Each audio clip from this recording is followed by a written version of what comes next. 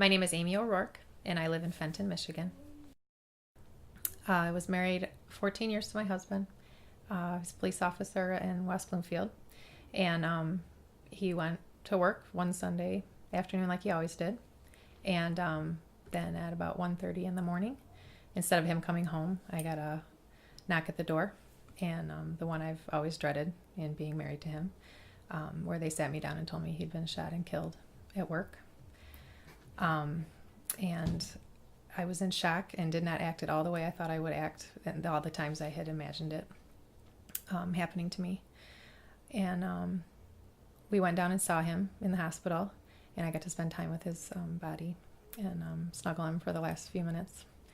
And the next morning, after so much activity, there were so many people coming and going in our house and supporting us and trying to help us. I woke up the next morning feeling a very strong desire to go to Mass.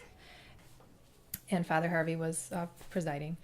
Now, Father Harvey is very special to us because he married us. He baptized all our children, did a couple first confirmation, or we were both confirmed there together, Pat and I.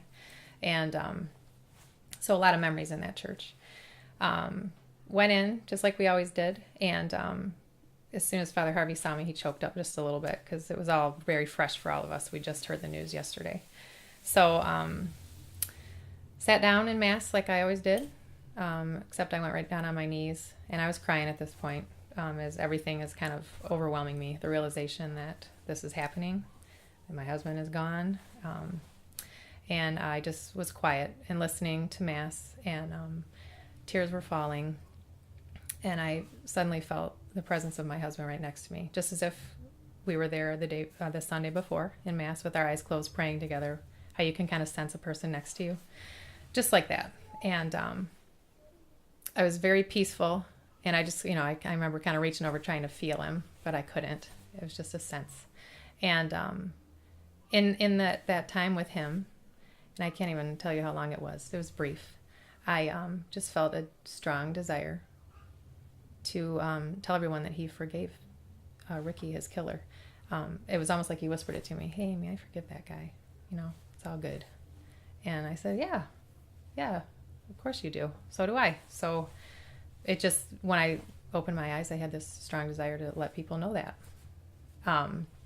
So I came home, and well, actually, after Mass, I said to my sister-in-law, I don't know how I'm going to do it, but I have to tell people that Pat forgives his killer, and so do I.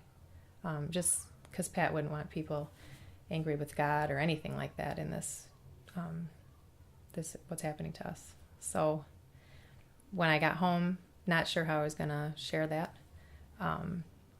there happened to be a cameraman here who set up and talked to me or let me talk, I should say, to my sister-in-law and share what had happened during Mass.